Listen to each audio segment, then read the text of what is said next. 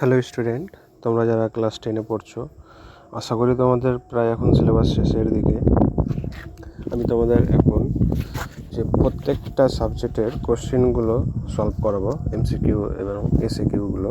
আজকে আমরা শুরু করব জীবজগতের নিয়ন্ত্রণ ও সমন্বয়ের যে এমসিকিউ কোশ্চেনগুলো রয়েছে সেগুলো। আমরা আজকে প্রথমে ছায়া বই থেকে শুরু করব, এরপরের দিন আমরা সাঁতরার বই থেকে করব। তো আমরা চলো বেশি কথা না বলে আমরা দেখে নিই কী কী রয়েছে। প্রথম প্রশ্নতে রয়েছে প্রতিটি প্রশ্নের সঠিক উত্তরটি নির্বাচন করে ক্রমিক সংখ্যাসহ বাক্যটি সম্পূর্ণ করে লেখো।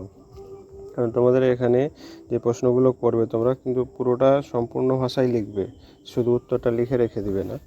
আমরা এখন প্রশ্ন পড়তে শুরু করছি। নিচের কোনটি অভ্যন্তরীণ উদ্দীপক? অভ্যন্তরীণ উদ্দীপক বলতে আমরা কি বুঝি? যেসব স্টিমুলাস ভিতর থেকে আসে, আমাদের দেহের কোথা থেকে আসবে, ভিতর থেকে আসবে, তাদের বলবো অভ্যন্তরীণ। আর যদি বাইরে থেকে আসে তাহলে সেটাকে বলা হয় বাহ্যিক। এখানে রয়েছে আলো, তাপ, স্পর্শ, তৃষ্ণা। এদের মধ্যে অভ্যন্তরীণ হবে কি আমাদের ওই তৃষ্ণাটা আমাদের দেহের ভিতর থেকেই আসে। এখানে উত্তর হয়ে যাবে তৃষ্ণা। তারপরে 2 নম্বরের প্রশ্নটা রয়েছে কি, সূর্যশিশির নামক পতঙ্গভুক্ত উদ্ভিদের পাতার কোর্সিকাগুলি পতঙ্গ দেহের সংস্পর্শে আসামাত্র বেঁকে গিয়ে পতঙ্গকে চেপে ধরে। এটি হলো সিসমোনেস্টি, থার্মোনেস্টি, ফটোনেস্টি, কিমোনেস্টি।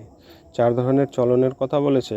এখানে কোনো পতঙ্গ যখন কাউকে ধরে খাবে তখন সেখানে কি রাসায়নিকের কথা বলা হয়েছে।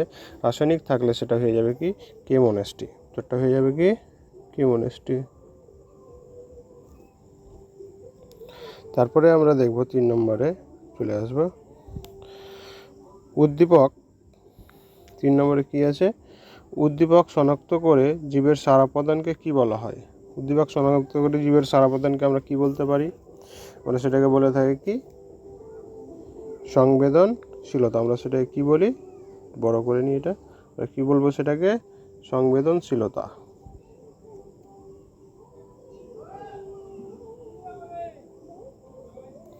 তারপরে রয়েছে কি রাসায়নিক বার্তাবাহক হলো কি?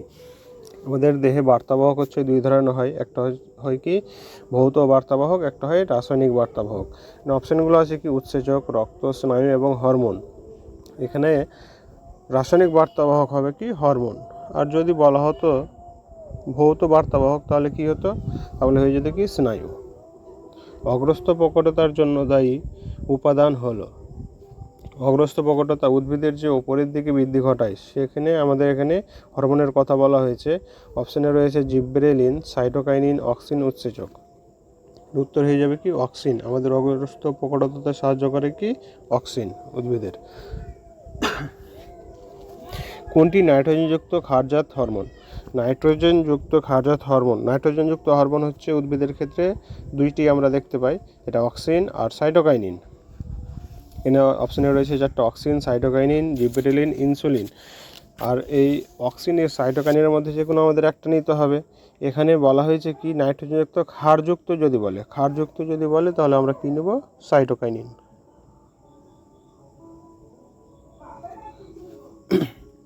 তারপর রয়েছে ডায়াবেটিস মেলিটাসে আক্রান্ত একজন ব্যক্তি নিচের কোন হরমোনটি যথেষ্ট মাত্রায় ক্ষরণ করতে অক্ষম? ডায়াবেটিস মেলিটাস কিসের জন্য হয়? আমরা পড়েছি যে ইনসুলিনের অভাব যদি হয় তাহলে হয়ে যাবে কি ডায়াবেটিস মেলিটাস। এখানে 4টা অপশনের মধ্যে কি হয়ে যাবে? ইনসুলিন। তারপরে রয়েছে ভয় পেলে মানুষের কোন হরমোনের ক্ষরণ বৃদ্ধি পায়? GTH, thyroxine, adrenaline. ভয়ের সময়, ভয় হোক, আনন্দ হোক, ক্রোধ হোক, কোনো ঝগড়ার টাইমে বা আমাদের দৌড়ানোর টাইমে অ্যাড্রিনালিন হরমোনের কার্যকারিতা সবথেকে বৃদ্ধি পায়। এই জন্য একে কী বলা হয়? ইমার্জেন্সি হরমোনও বলা হয় বা আপাতকালিক হরমোনও বলা হয়। তারপরের প্রশ্ন, মহিলাদের ক্ষেত্রে ফলিকল স্টিমুলেটিং হরমোন ডিম্বাশয়ের গ্রাফিয়ান ফলিকল থেকে যে হরমোন ক্ষরণে উদ্দীপিত জাগায় সেটি হলো। ফলিকল স্টিমুলেটিং হরমোন ডিম্বাশয় থেকে ইস্ট্রোজেন ক্ষরণকে উদ্দীপিত করে। তারপরে প্রশ্ন যে মানুষের মস্তিষ্কে করোটি স্নায়ুর সংখ্যা কত জোড়া? মানুষের মস্তিষ্কে দুই ধরনের স্নায়ু থাকছে, মানে পুরো শরীরে। আর একটা হচ্ছে কি করোটি স্নায়ু, আর একটা হচ্ছে কি সুষুম্না স্নায়ু। করোটি স্নায়ু সংখ্যা কত হবে? 12 জোড়া, এবং সুষুম্না স্নায়ু হবে 31 জোড়া। তাহলে আমরা কোনটা নিব? এখানে 12 জোড়া। তারপরে প্রশ্ন রয়েছে কি দৈহিক উষ্ণতা নিয়ন্ত্রণের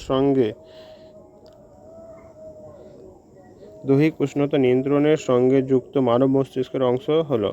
দৈহিক উষ্ণতা নিয়ন্ত্রণ করে থ্যালামাস, লঘু মস্তিষ্ক, হাইপোথ্যালামাস, সুষুম্না শীর্ষক। এর মধ্যে হবে দৈহিক উষ্ণতা আমাদের হবে হাইপোথ্যালামাস। তারপরের প্রশ্ন রয়েছে, দেখে নেব, সঠিক জোটটি নির্বাচন করো। গুরু মস্তিষ্ক দেহের ভারসাম্য রক্ষা, এটা ভুল। হাইপোথ্যালামাস বৃদ্ধি ও আবেগ নিয়ন্ত্রণ, হাইপোথ্যালামাস করে না। লঘু মস্তিষ্ক দেহের তাপমাত্রা নিয়ন্ত্রণ, লঘু মস্তিষ্ক আমাদের বডি পশ্চার মানে চলতে সাহায্য করে, চলার সময় দেহের ভারসাম্য রক্ষা করে। সুষুম্না শীর্ষক হৃদস্পন্দন ও খাদ্য গলার্ধকরণে নিয়ন্ত্রণ, এটা আমাদের ডি নম্বর অপশন হবে। সুষুম্না শীর্ষক কী করবে? খাদ্য গলার্ধকরণে সাহায্য করবে। তারপরে 13 নম্বর প্রশ্ন আমরা দেখব, স্নায়ুতন্ত্রের প্যাকিং কোষ বলতে কোনটিকে বোঝায়? প্যাকিং কোষ মানে যেটা স্নায়ুতন্ত্রকে সাপোর্ট দিবে। সাপোর্ট কোন কোষটা দেয়? প্যারেনকাইমা, নিউরন, লেডিক কোষ, নিউরোগ্লিয়া। নিউরন হচ্ছে আমাদের সুষুম্নাতন্ত্রের গঠনগত কার্যগত একক, আর নিউরনকে সাহায্য করে কি নিউরোগ্লিয়া। তারপরে তোমার মায়োপিয়া সমস্যার সমাধানে কোন পদ্ধতি গ্রহণযোগ্য? Surgery, minus lens, laser treatment, যে কোনো একটি। মায়োপিয়ার জন্য আমাদের কি করতে হয়? মায়োপিয়া মানে কাছের বস্তু আমরা দেখতে পাই আর দূরের বস্তুটা দেখতে পাই না। দূরের বস্তু যদি দেখতে না পাই তাহলে আমাদের মাইনাস লেন্স, মাইনাস বলতে অবতল লেন্স ব্যবহার করতে হবে। সেখানে কি তো হয়ে যাবে কি মাইনাস লেন্স। তো আমরা আজকে এইটুকু পর্যন্ত করলাম। এরপরে আবারও তোমাদের কাছে এমসিকিউ প্রশ্ন নিয়ে আসবো। আর কে কটা তোমরা নিজে থেকে পেরেছো সেটা কমেন্টের মধ্যে বলবে। Thank you.